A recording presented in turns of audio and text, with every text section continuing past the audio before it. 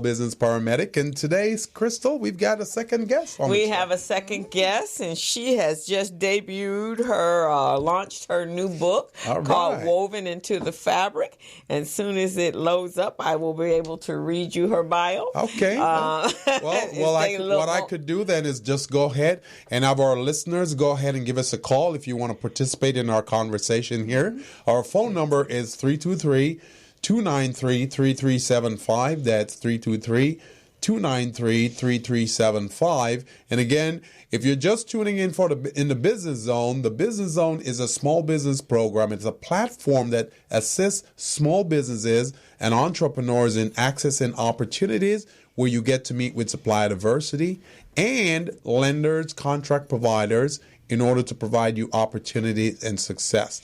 That's what the Business Zone does.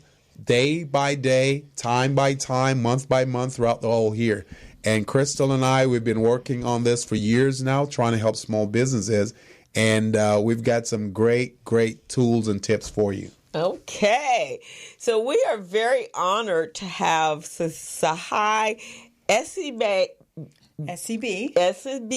Farrell. Now, her book is a journey of her life. Mm-hmm. And it's her life story, and it actually provided her the inspiration to write this book. She just debuted last week, December 2nd, mm-hmm. right? Mm-hmm. And so she had her book, her first book reading. Is that what it was? It's a launch party. Launch party. Oh, and good. so she, Tsehai studied at Stanford University. Mm-hmm. She won the Miss Watts beauty pageant and was sent as a goodwill ambassador to 5 African countries. Mm. In Ethiopia, Farrell met Emperor Haile Selassie, an encounter that led to her engagement to the emperor's grandson, the Duke of Hara, and her wedding plans were shattered by the 1974 military coup in Ethiopia. Oh, wow. And the royal family, including her fiancé, was imprisoned and executed. And this is the premise of this story, right? Mm-hmm. And she has written another book called The Transformation of Race. In 2007, she returned to Ethiopia for the first time since the coup with the Stanford Alum Travel Exhibition. And during that time, prior to her marriage to the Los Angeles City Council, Barb Farrell, they had one daughter. And Farrell and her daughter hold dual citizenships in the United States and Israel. Wow. So we want to welcome you to talk about your journey. Now, you're a member of RBD, right? Yes. Yes. She's a member of Recycling Black Dollars. Mm-hmm. So we're definitely proud to have you here there because of that. And we're always here to help support our small businesses in every aspect. And your journey, it's taken a while to write this book, right? It took 21 years to actually write it, from actually putting, pen to pad. And when I started, it was pen to pad. Oh, really? I didn't have a computer yet. Okay. So tell us this journey. And I mean, I just think when I first heard you talk about it at RBD, that she was engaged to the emperor's son, was like, whoa, this is fantasy. This is fairy tale stuff. Uh-huh. One, that you won the beauty pageant, and then 2, and this is you on the front of the cover. Yes. I think, Duran, I sent you a picture. So this is the front of the picture. You were absolutely beautiful. Thank you. Absolutely Thank you so beautiful. much. So tell us about this journey. Well, I'll say this first about it because I've been getting a lot of feedback from readers these last weeks, and they say it looks like a book, it feels like a book, but it's really a portal to an enchanted world. Oh, okay. And it's a very enchanting story, and it's not. It's inspired by my real life events, but it's not autobiographical. It really is a novel. And it has 2 storylines, 2 parallel storylines in 2 different time zones. So one is the biblical story of the young Queen of Sheba. Oh. Before she met King Solomon. Okay. So it's like what connected her, what drove her up, what compelled her to go to Israel to meet this wise king. And the result of that relationship was they had a son together who became the first king of Ethiopia, which had beforehand been ruled for generations by queens. So the son of Solomon and Makeda, the queen of Sheba, became the first king of Ethiopia. And so that's one storyline. We follow their relationship and the birth of their son, and he grows up. So it's really a saga.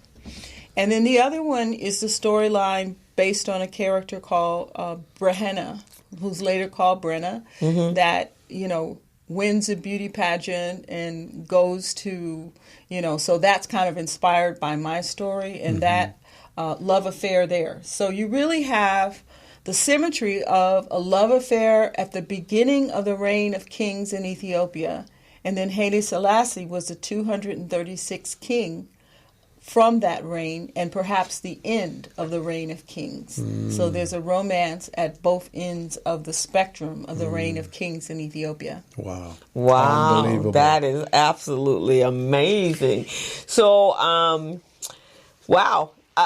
It must have been devastating. It was quite devastating. I just wanted to share inside of the book. I did, because it is a novel, I included photographs of when I met the emperor and, just to kind of anchor people back into the fact that it's kind of tethered to reality. So that was back in the 70s? In the 70s. Okay. In the 70s. Because I think Haile Selassie died in the 70s, 75. 75. Wow. Okay. That's amazing. And so you've since been back to... I did. I went back in 2007 for the first time, and it was amazing. Like, the subtitle of my book is titled Woven into the Fabric. Into the very fabric of our lives, God has woven spun gold. That there is something very precious that each of us can follow those golden strands through our life. Those things that have like eternal meaning. Those people, those situations that, come into our core and last for all time. And so in this story... And in my life, really, there have been these golden strands that I've been following. I tell in the beginning of the story about, just walking on campus at Stanford, and I'm walking by Memorial Church in the middle of the day, and the light, there's a mural over the church, and it's a biblical mural, and the sky is like gold leaf, and so the sun just hit the gold leaf and glint in my eye, and then all of a sudden I heard a voice say, "You're going to Africa." And I knew in my spirit, I'm going to Africa. No idea how. Okay. No idea how. And a couple of years later, I get this mysterious letter. I go to the post office on campus, and they said, "We think this letter is from you, but my name is spelled all wrong." And I said, "Well, is it from Los Angeles?" And they said, "Yeah." I said, "It's probably from me. I'll bring it back." And it was, it opened, "My name is Mrs. Johnson. You don't know me. But, I've been watching you get your scholarships, and you're from Watts, so I just think you'd make a good Miss Watts. So I'm sending an application, perhaps, you should run this year." And so I just prayed about it. And Spirit immediately, which, at the time when I prayed, you don't always get an answer. Right. Sometimes it's just quiet. Right. Sometimes I get something. This time it was yes. Yeah. Run, yes. Now, when I was in college, I had braces on, and I was thinking, okay, God, you don't understand about braces and beauty pageants. They don't go together. They normally do not go together. So what are we saying? But I knew not to argue. And right. So I just filled in the application, sent it in. Now, I have 3 older sisters. One of them had been a previous Miss Watts. So in the back of my mind, I thought one day I would run. And I had an idea. It's more like community service, like when I ran for student council and stuff like that. So I had not connected it to, anything. And so I ran, and then 2 weeks before the pageant, they announced the prizes, and they said, and the grand prize for Miss Watts is an all-expense trip to 5 African countries as guest of the heads of state. So I met Haile Selassie, Jomo Kenyatta, Nyerere, Ashampong, and, all of the heads of state of those countries. And when they announced it, that voice that I had heard 2 years before came back and said, "That's your trip."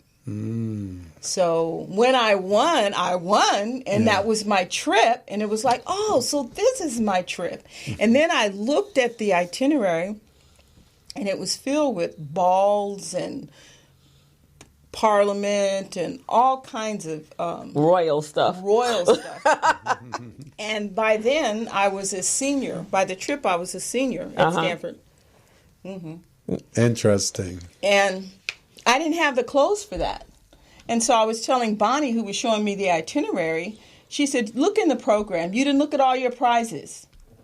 Disneyland's costume department is making your wardrobe for the trip. Wow. I said, whoa.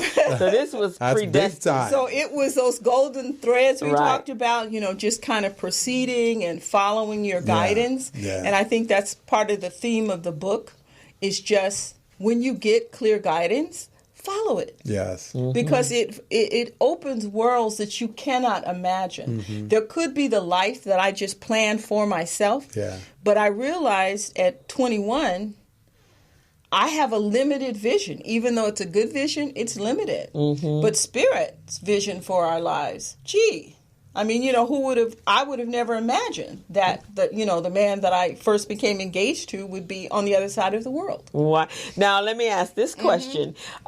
Being that was the royal family, are you Ethiopian, or is there DNA that's your ancestors are from Ethiopia? When I met the emperor, one of the questions, there were 2 companions traveling with me, so we went to the Jubilee Palace to have audience. And we were learning how to curtsy to meet him and the formality of a royal audience. And when they came to get us, to escort us in, he said, His Majesty wants to see Miss Hayes by herself first. And so, I looked at Dr. Talbert, who was our on-the-ground host, and he said, go ahead. So I went in, and so we ended up having over an hour conversation. He sat on his throne. He had them bring me a chair, and we had this long conversation. Wow. And so we were just talking, and it just felt like, for some reason, that I knew him. Yeah. That's what it felt like. And he was funny and very sweet. And then he asked this very interesting question, which he also asked the character in the book. He said, so where are your people from? And I said, well, with slavery and everything, as African Americans, we don't really know for sure. And he said, I know where you're from. He said, Miss Hayes, you are a princess from the royal lineage of the house of Judah, from my house, and I know my own anywhere. Wow. And I said, whoa. And he said, and we just have to make the adjustment. Wow. And it literally blew my mind. And so that began, I think part of the adjustment that he made was, as we were leaving, he called me back and he said, Miss Hayes, I have somebody for you to meet. Wow. You'll get a new itinerary in the morning. And it turned out it was one of his grandsons. Wow. So that's phenomenal. It was phenomenal, and it was, the whole journey was kind of unpredicted and very magical and just rich with depth. Yeah, that would be, and also for a young person, because you were 21, right? Yeah, 21. That's kind of like, okay, this is not the path that I thought I was going to. Because what were you studying for at Stanford? I was English and pre-med. Oh, okay. Yeah. That seemed like a full And here schedule. you were getting ready to become a princess. Yes, and people say, well, wasn't that a big difficult transition to make? Because after I came back and I finished my BA, but then I also had a master's program I was already in. So I finished my master's before I went back after we were engaged. And they said, well, wasn't that hard? And I think about the young girl now becoming a princess. And I from my experience was, I was 21. I'd been 21 1 month before I made that trip. Wow. So I had never been anything. Yeah. I had never had any job. Right. I had never been married to anybody. So I was going to have to learn it anyway. So to me, it didn't seem that much difference in learning to be a princess as learning to be. And how was that received by your mom?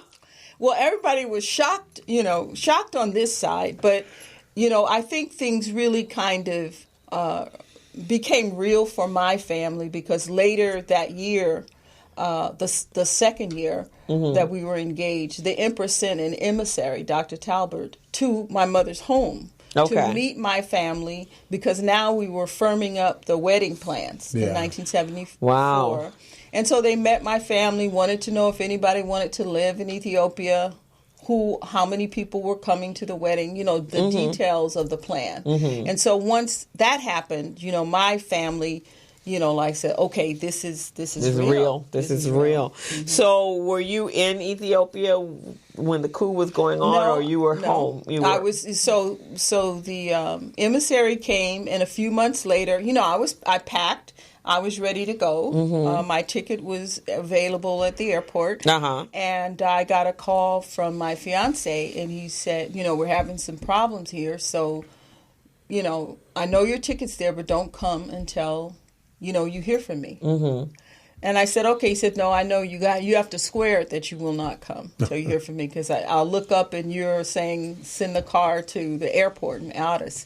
And I said, no, you sound serious, so I won't come until I hear from you.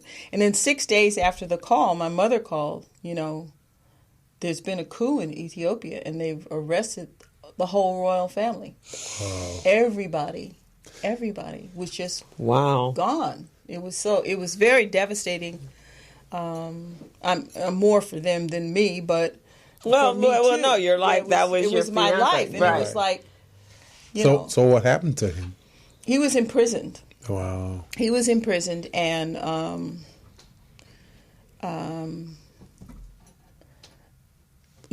just got a spiritual message in those years that you will see him again alive in this lifetime. Did you? So many years later, but I did. It was so. I don't want to give away too much of the book. You're drawing me in now. Okay. And what happened next? Yes. Okay. So, wow. That is phenomenal. And then you came back home, and obviously, you had to, I'm sure there was major grieving. And so I wasn't there. So I didn't come back home because I didn't go. Right. So, so I end up, actually getting married 5 years after that. Okay. And as life would have it, once my husband was a LA City councilman, and I just saw him on Saturday. Yeah? He was at the gentrification. Every human has a right to live. Yes. Yeah, he's part of that. Yeah, so I just saw him. Yeah.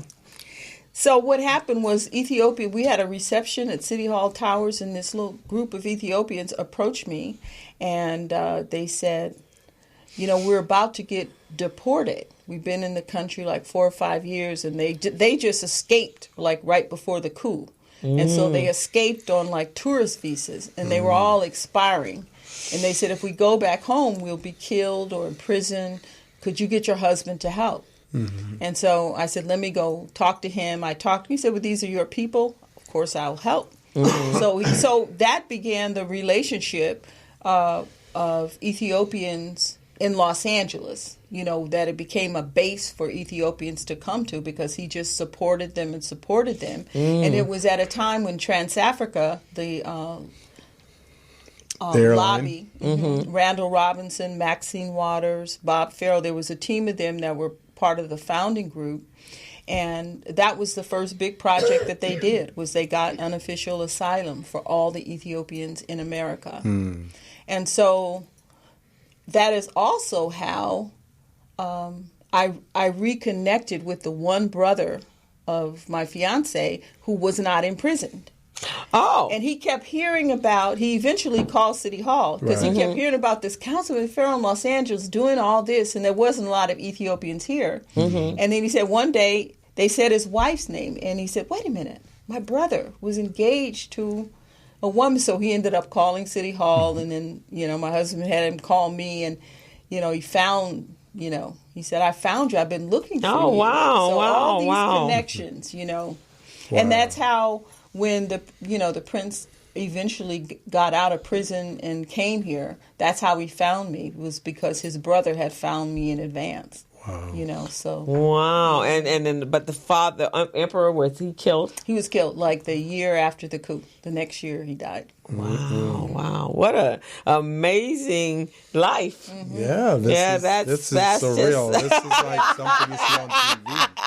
Yeah, that's not an ordinary life. Wow. So it took you 21 years to write. And I think after the second year, I was a teacher, and so really I would really only write significantly in the summer. And then I would write every day. Mm-hmm. So one day I was at the beach writing. Initially, the story was just a biographical, true story. Mm-hmm. But one day I was at the beach, and after I finished writing, I was just looking at the water, and I heard a voice, and the voice said, "I am with the Creator from the beginning. Mm-hmm. I am given patterns and sets of living strings. I am destiny, the weaver." And I said, wow. And I had to write it down because it was so beautiful. I didn't quite know what it meant. Mm-hmm. But after that, a few days later when I was writing, all of a sudden the character, who was a first-person narrative, suddenly I was calling my character she. I said, why am I referring to my character as she, like a third-person narrative of my own story? And then I realized someone else is narrating my story. Oh. And I had a writing teacher the first 2 years of writing, Dina Metzger. She's like a famous poet and novelist. And Dina said, like, if you're lucky, your story will kind of take over, and you just have to trust the process. Strange things might occur. So I assumed this is one of those strange things with another voice took over my story. And then that's when the story went back in time and picked up the story of the Queen of Sheba, King Solomon.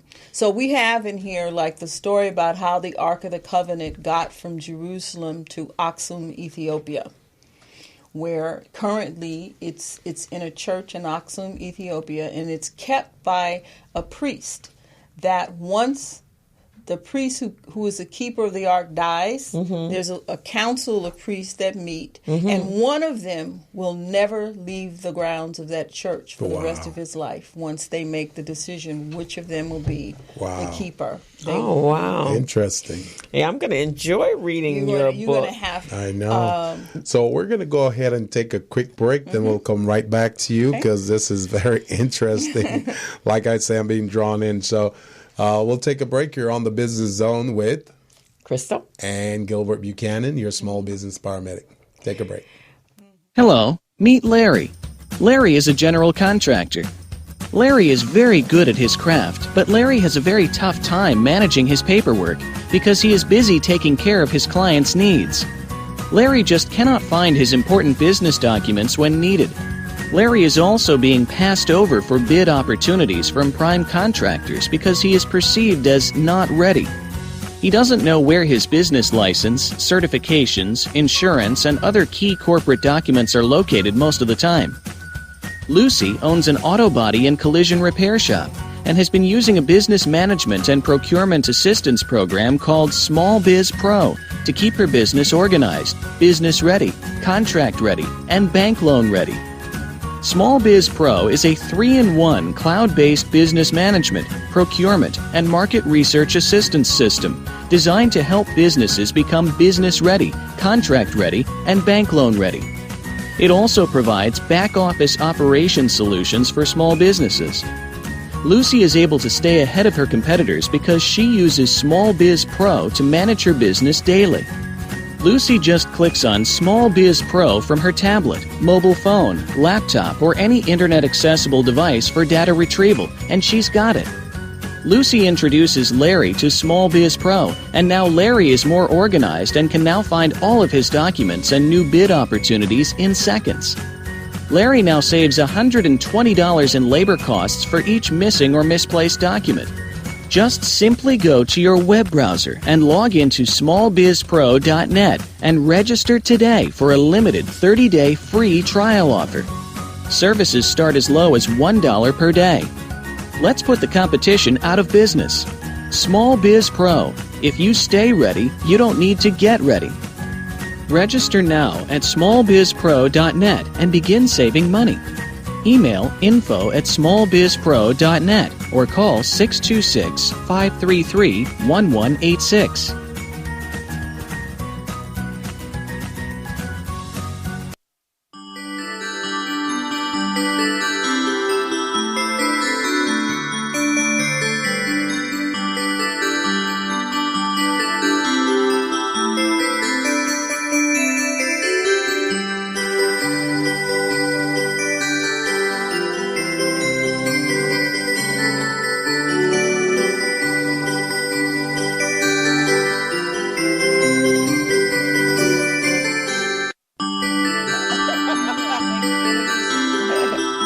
So we're back in the Business Zone with Krista and Gilbert Buchanan and our very, very special guest here. You said Tsehai? Tsehai. It's like the T's not there. Yeah. Tsehai. Okay, we've got a very special princess in the studio. Yes. Her name is Tsehai. And Crystal, you got some questions? This is just absolutely amazing. So, so you got to see, they obviously took you on a tour of, and where did they live? Where in Egypt, in Ethiopia? Where?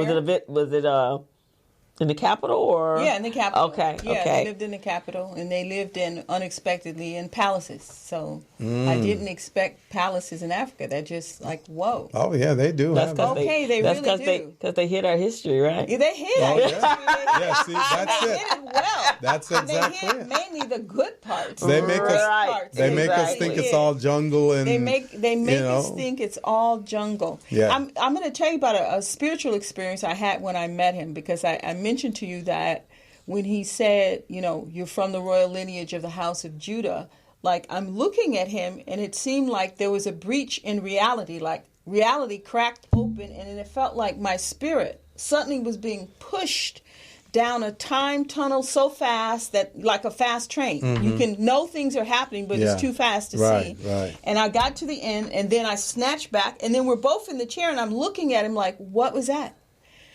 But when I came back from that little spiritual thing, I realized I knew something. First of all, one of the things for our people that I knew was that we were not disconnected from our history in the historical records of reality. We're intact.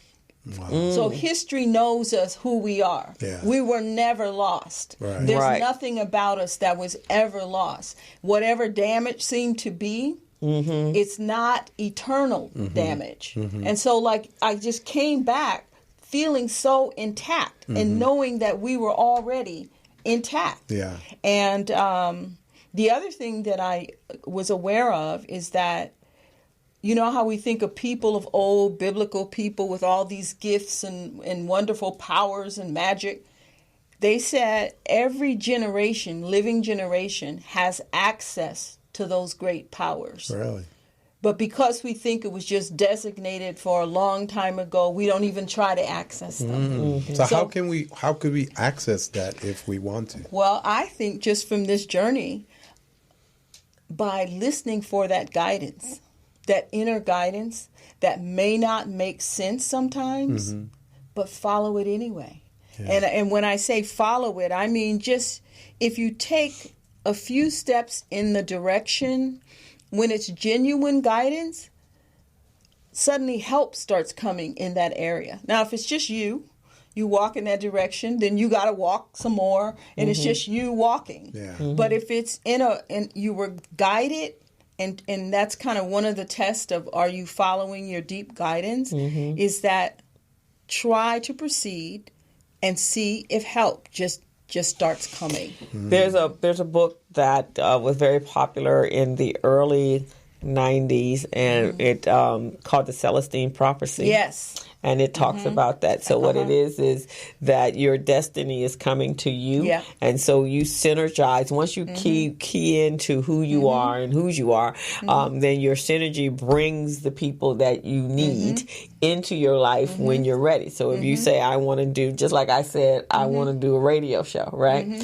So I just put it out there in the universe, and then the universe brought Felicia, and then it brought you, and then here we are, right? And it just happened. Yeah. And I know that to be true just because when, the story is that when Barbara Lindsay asked me what date did I want to show, and she was pushing me for a date, and I'm sure that was part of that divine plan, right? So she pushed me for a date, and I said July 8th. And so then, but, that was like, okay, I guess that's just the date. You asked me for a date. This is the date I'm leaving the Mother Love show, and I'm going to give you today's date. And so 1 year later, it all kind of came together, and they came to me. Felicia actually tracked me down, and she kept calling me. And I'm like, Felicia, I am too busy. She's like, no, can you come? So one day she just called, come now. Can you come right now? And so I came to the studio, and it's like, oh, my God. Because she had been to an RBD meeting.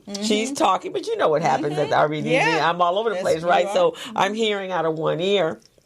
But that's what happens. So that's what the Celestine's prophecy is about.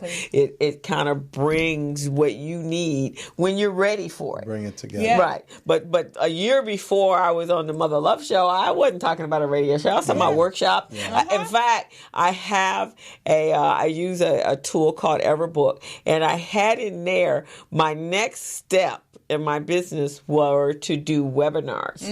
Now I had all the topics, and then later, and then when I look back at the time, I just looked at the topics today, and we didn't cover half the topics that was in the webinar that I already had listed out. And then I looked at the other side, and then I add later on after we had, that was put on the table. I was like, let me add the radio show. And so now, and I haven't looked back at that since we started. So I'm looking at it like, wow, okay, these are the topics.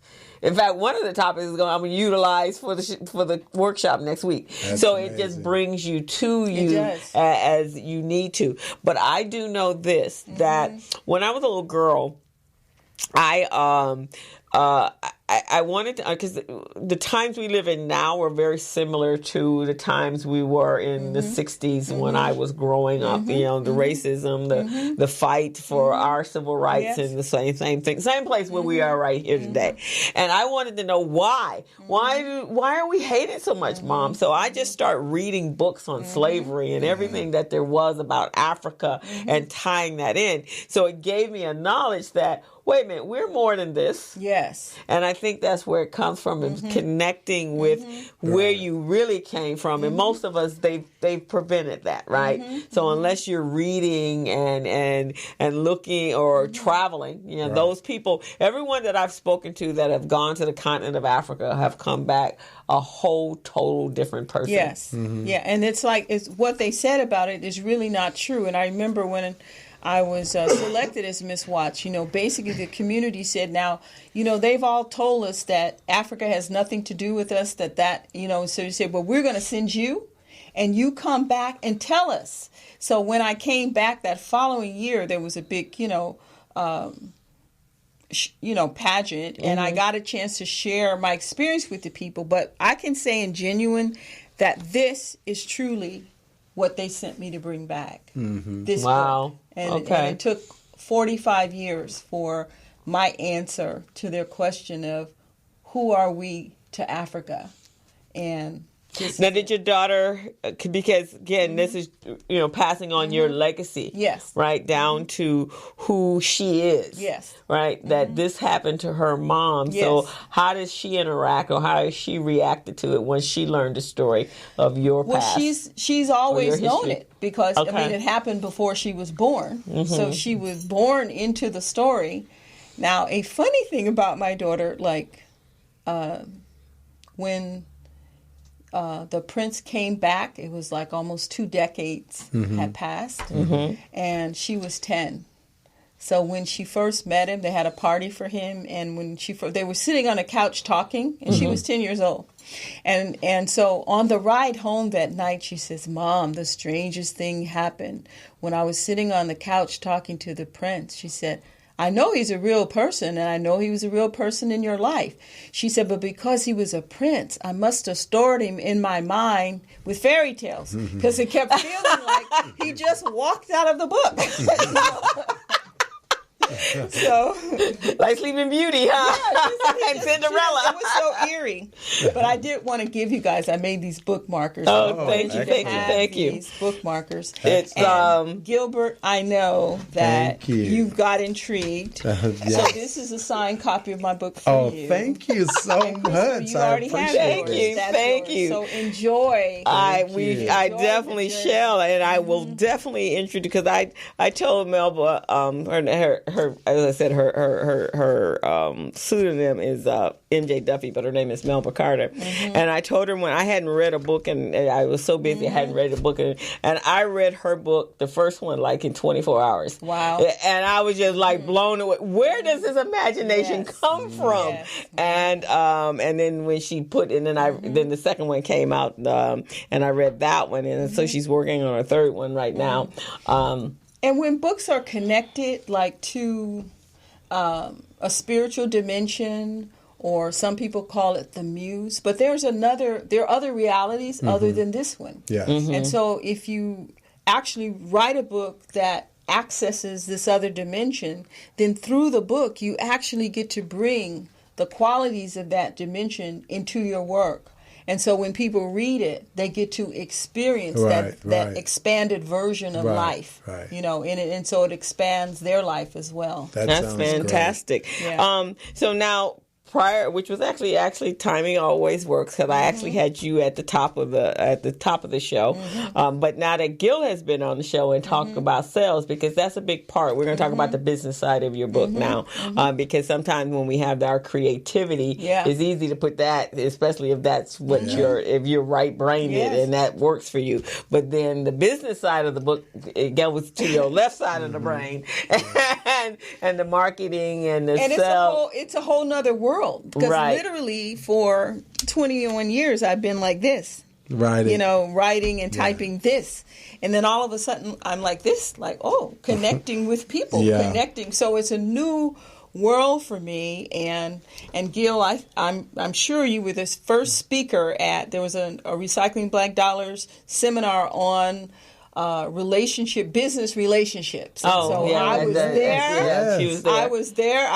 I came to all four of them. I took copious notes because I knew that now is the time for me to make the connections, for the book. And so my launch was like kind of my first presentation to the world. Yes. The book is available on Amazon in paperback and Kindle. Yeah. And so people can just, log in. If you read it, I'm asking you to go on and make a comment or review of it as you're reading it. And I'm on Facebook. So I really do need more help, probably. Right, exactly, and very creative a publicist or something like that to really help me. And let's talk to Gil and see if he knows how to market these. Right, and then the young lady that's the publicist for the guy that writes the cartoon. What was the young? Yeah, I don't remember her name. I think I have her name, and she's a publicist, and she actually is Tana's publicist. Yes, she is. Right? Yeah, she's Tana's publicist. I will refer you over. Refer me. Yeah, and just hook me up with that person. Lisa. Her name is Lisa. Right, because and I'm starting to get. So I realized this weekend I need attorneys or something to help me with contracts, because suddenly I'm getting calls. I got a call from Oakland. They want me to come do something contract. at Stanford, do something. What do they need to do? 5 or 6 to speak at a couple of groups at Stanford, speak at several churches in Oakland, speak at as African American Are they Museum. paying you? There's for a the whole trip? tour. So they will, but now I'm trying to think. Okay, so how much am I charging? Yeah, and so it's like all of this is coming in. I got invited to Atlanta in February, and that's great. Israel and Kenya. So all these things are kind of coming in. So I just need.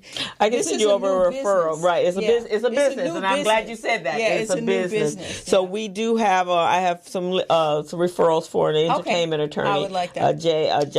Jai is part of the Bella Network, and so we have a couple of them, and so she can help you with the contracts, as well as. And I think you and I have talked about this. You're actually creating a marketing plan so that you're very definitive. But I also think, since hearing your story, that this would be good on a young people's level as well, because of the interwoven, one, of the history, and then two, of the what for our children would be like a fairy tale, right? Yes, it would. But a real fairy tale. Yes, yeah. And I think that would be excellent as well. So there are a number of youth groups out. In fact, home in CME Church, they have about 150 kids involved in their program. There's another lady that we had on the show. She had she's got about 200 kids in a program at LSU. Are they like high school age? High school age. Yeah, high school is a lovely age for the book. And something that you said, Gil, reminded me, because as a teacher, when I would share part of the story, the boys would be the ones to stay after class and say, tell us more. Yes. You know, and it was like, because I expected the girls to like it, but they want to know more. Really like the story as well. So I'm very happy there's so many amazing avenues that you can go on and you can go through to get the book marketed. There's in fact, Melba, I took her, there's a hub up in Los Angeles. It is called the LA City Hub, and it's kind of a haven for writers.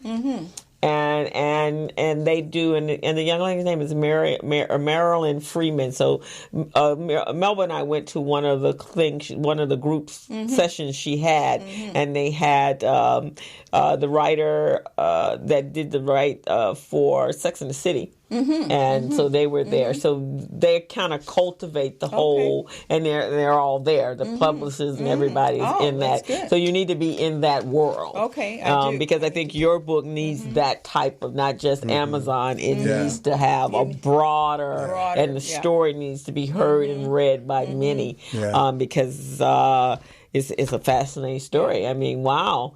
The unexpected part for me too is that, you know, when people read it, like I have a lot of people that are English professors, they said, wait a minute, this is literature.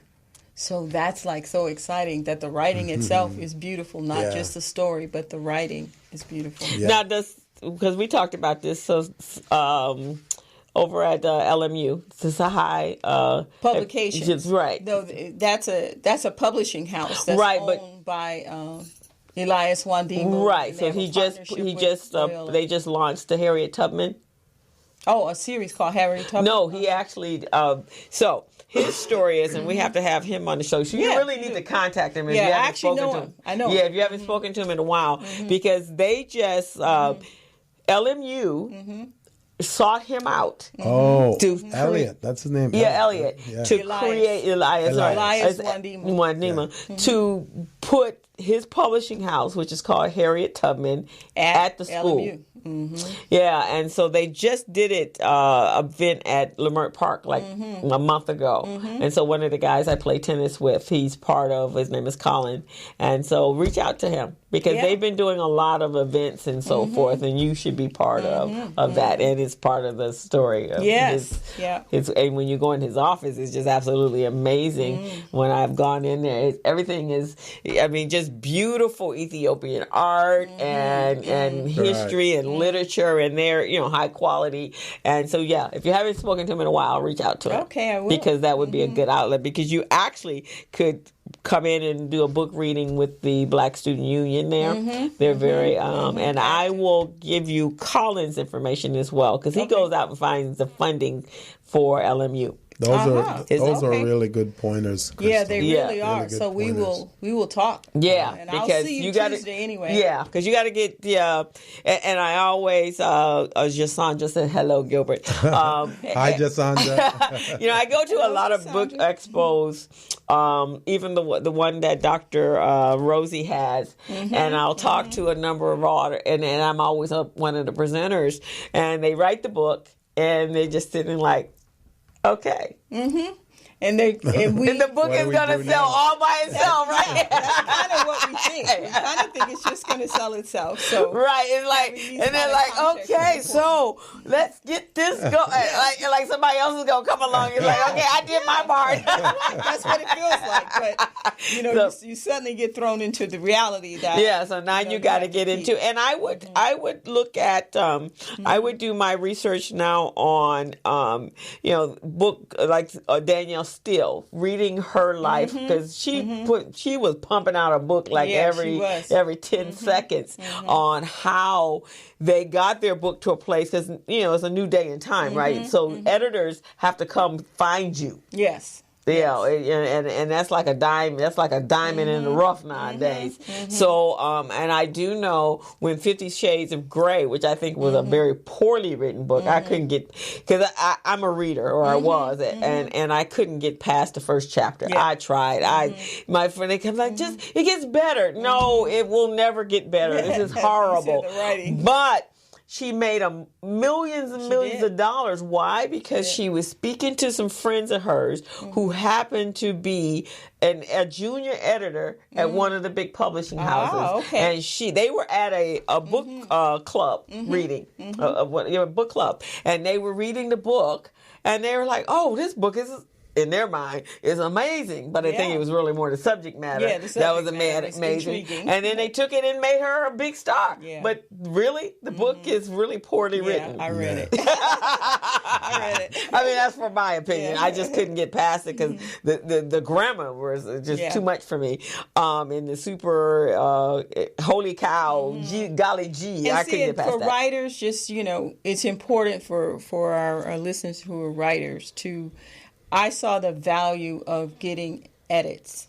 So literally, I had 5 different people edited my good book. 5. It went through 5 other minds, because after a while, as a writer, I can't see my mistakes, because if the mistakes are there, I just add. Right. I fill it in when I read it. And then finally, when they all finish their edit, and I returned the final thing and I read it.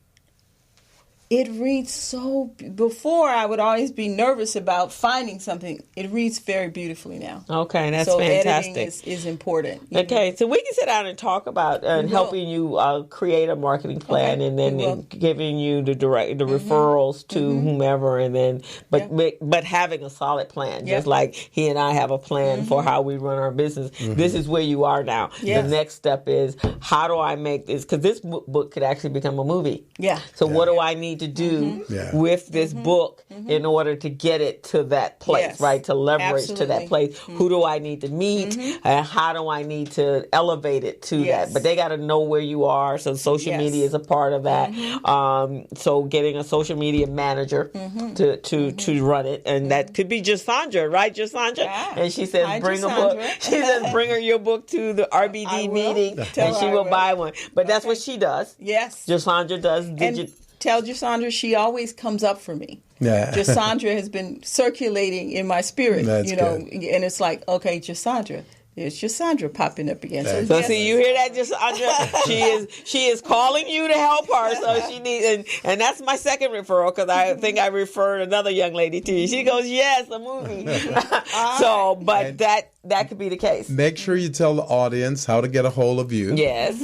And what contact information you have. Okay, so you could go on my Amazon.com, and then if you click my name, on the page, then you'll go to the author's page, and it has some more information. And tell them your name. And then my name is Tsehai Essiebea Farrell. And so you can reach me at tsehai7@aol.com. That's my email. It's spelled TSEHAI 7@aol.com. Perfect. And so, be in touch. So if you have book clubs, if you have speaking engagements or conference and you want me to come and share the story, I'm available to do that. I'm starting to book now. Okay, fantastic. Excellent. So you and I will get together, and we're so proud of you. Thank you so much. Congratulations on launching your book. I appreciate being here. Fantastic, and you've been a phenomenal guest. We're going to be wrapping up in a second, but we want if you can still get your ticket for the Crenshaw Christmas Ball this Saturday, December 9th. 9th from 7 to 11. And the address is 5426 Crenshaw Boulevard. There's a parking lot on the corner. Formal, bally, cocktail-y attire. Cross Street is 54th and Crenshaw. Okay. Food is going to be phenomenal, entertainment, and we're just going to have a fantastic time. Sounds like a point. Sounds like a plan to me. And we will see you at RBD's meeting. RBD's meeting is Tuesday, the second Tuesday. We're wearing red and green or green. We're taking our holiday pictures. The Christmas color. The Christmas color. Ian Fox is our speaker. So come on out. You can pick up Tsehai's book there. And then Monday through Thursday, Gilbert and I will be in instruction mode at the Los Angeles Urban League.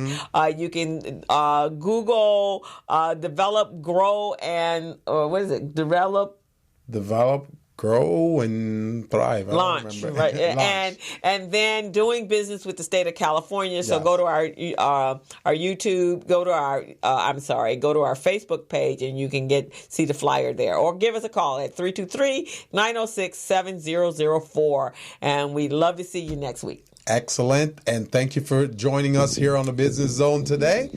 As you know, we're small businesses, we're small biz pros, and that's how we do it. Right. So we're out until next week, Friday, from 3 to 5. Exactly. See you next week, guys. Yes, I'm an entrepreneur. Oh, yeah. I'm a businessman. Yes, I'm an entrepreneur. Oh, yeah. I'm a businessman, yes, I'm an entrepreneur. I'm a businessman, yes, I'm an entrepreneur. Ooh, yeah. Crystal Mitchell, do you have my business plan? Just review the pages of my marketing plan. Crystal Mitchell, do you have my business plan? Just review the pages of my marketing plan. Got my capability statement, yes, I'm ready to go. Got my balance sheet, my P&L, my statement of cash flow. I'm a businessman, yes, I'm an entrepreneur. Ooh, yeah. I'm a businessman, yes, I'm an entrepreneur. Ooh, yeah. I'm a businessman, yes, I'm an entrepreneur. I'm a businessman, yes, I'm an entrepreneur. Ooh, yeah. Crystal Mitchell, do you have my business plan? Just review the pages of my marketing plan. Crystal Mitchell, do you have my business plan? Just review the pages of my marketing plan. Got my capability statement, yes, I'm ready to go. Got my balance sheet, my P&L, my statement of cash flow. I'm a businessman, yes, I'm an entrepreneur. Ooh, yeah. I'm a businessman, yes, I'm an entrepreneur. Ooh, yeah. I'm a businessman, yes, I'm an entrepreneur. I'm a businessman, yes, I'm an entrepreneur. Ooh, yeah. Got an appointment with the SBA, my business license and my CPA.